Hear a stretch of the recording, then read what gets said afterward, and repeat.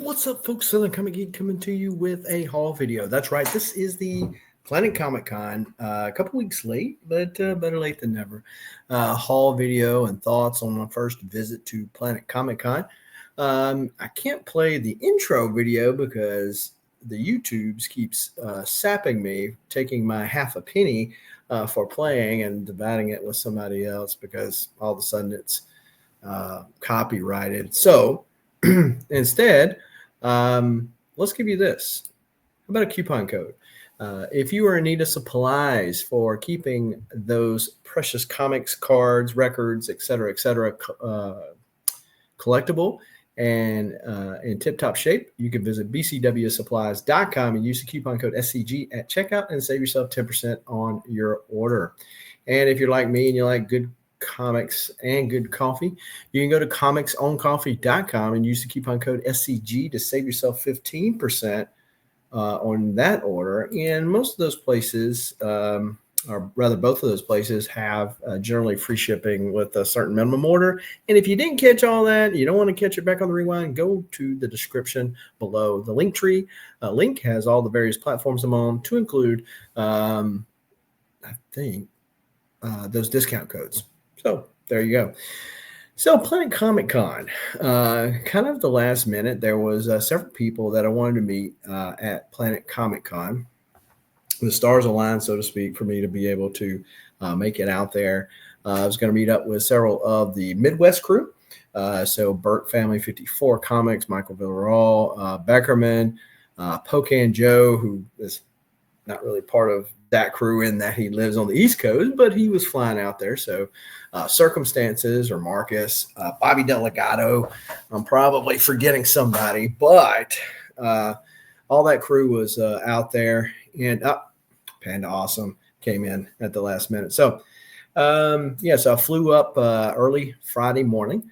Got there in time to get to the con.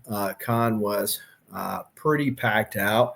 The first day that I went to go in there, they set us down in a room, and for when time to open, they would go room 1, room 2, and kind of an orderly deal. And that way you didn't have to stand out in the weather, which wasn't that bad then as far as weather goes. And you wouldn't have to stand up, that type of thing. So that was okay.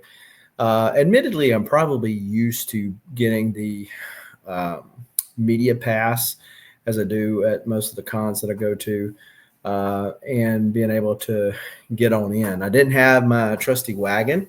Kind of worked out because I think there was some kind of announcement that they weren't going to allow that in there, and I could see because of the busyness of the con why they weren't going to do that. But then made my way in and was quickly able to knock out all the people that I wanted to see. Well, most of the people I wanted to see on the first day. The only person that stayed in line for any length of time was Joe Quesada. And so I spent about an hour in his line to get a few things signed. Kind of disappointing. First time I met him, got an art page.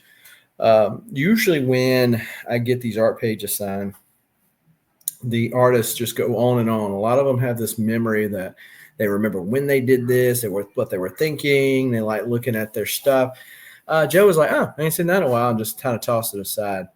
I didn't expect him to make out with the art piece or, congratulate me for having such great taste. But at $30 a pop for signature, I just kind of expected a little bit more. So kind of disappointed there. Got Doug Mankey to sign a couple of art pages that I recently picked up from the inker on his Batman Off-World project. Excuse me. But he was selling some pages there too. I got a lot better deal from the inker. It's just me. And so I didn't get any. There were no art pages that I picked up. I didn't pick up any commissions. Just kind of took it easy, chillaxed. Friday night went out with the guys. And then Saturday, when the con kind of polished up, there were a couple of last-minute cancellations, Ed McGuinness being one of them, also Alan Oppenheimer, who is the voice of Skeletor. So I missed out on him. And so that kind of whittled it down. Plus, Scotty Young's line was so long. I'm like, yeah, just not in the mood to stand in a long line again, like I had done the previous day. So I elected not to get that signed. So it was a very light con as far as book pickups or signature pickups that I normally do. If I have time at the cons, even though I don't normally get the big 2 or 3 boxes of comics like I used to when I go into cons these days, I will, peruse through the dollar bin boxes, but there were none of those. Talking with another collector that was there that has frequented the con more than I, the dollar bins are now $2 bins, and because of the price of the show, the vendors weren't going to lug around a whole bunch of dollar boxes. They were going to be elected to use that energy for bigger stuff, and that's understandable. So wasn't able to get any of that stuff. So let me show you what I did get. Jeff Edwards, who's more of a local to there. I've got several pieces of art from him, and usually try to support him anytime I see him at a show. Went by and got his Transformers 17 foil retro cover and got him to sign that for me. I had picked up this Bloodshot 1 last year from Stuart Sager. And this year I got, of course, got Stuart to sign it back then. I got Tim Seeley to sign it this year. Bloodshot 1. I already had John Boy, the cover artist. This is the carbon fiber cover, and got Tim Seeley to sign it this year right there. Jason Aaron's another one that I'd wanted to get, but he had some really weird times. He wasn't there on Friday. He was only going to be there certain times during Saturday. His line got long. I'm like, I'm done. Because I had hoped to get him on this Batman Off-World. I got Doug Mankey to sign this. I was going to get Scotty to sign it. I actually bought this off of Scotty's website. This is the first DC cover that he had done. But I had elected at that time not to get it signed. Said, I'll get it signed if I see him at a con somewhere. So I was going to have it triple signed. The stars did not align for that. When I bought those pages I mentioned earlier for Batman Off-World, the inker had sent me this copy right here and had went ahead and signed it for me right here. So I got Doug Mankey to sign this as well. And was going to get Jason Aaron to be triple signed, but again, didn't want to wait around for that. So Captain N, the Game Master, this is the first work in comics for Joe Quesada. He's probably seen this book quite a few times, probably not as much as some of his Marvel works, but again, not very communicative for paying so much. A few years ago, I got Kevin Nolan, who was actually at the show, and I got him to sign the colors for Harbinger 25, which he did the inks for. But I had gotten this signed by him a few years ago in Memphis. Got Joe to sign it, and this is probably one of those books that Joe signed 1,000 times. Look at that. It's smeared. Only second time, maybe third time that's ever happened to me. But it sucks anytime it happens. So there you go. All right, Jean Grey #1. This is the J. Scott Campbell store exclusive. So I bought it already signed.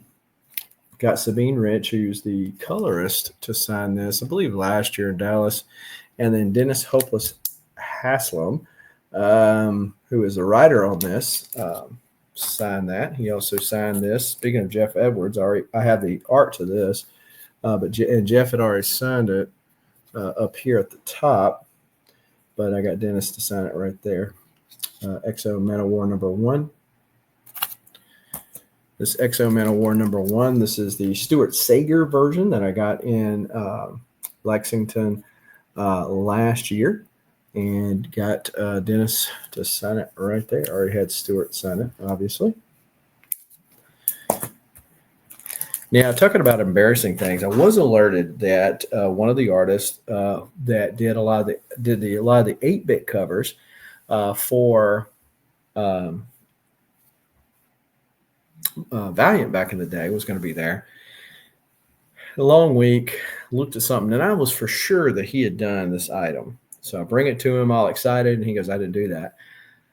Alas, he was, of course, right, which was kind of embarrassing. So I felt almost obligated to buy something from his table. So I quickly perused his table and picked up G.I. Joe #1. So he signed it for me.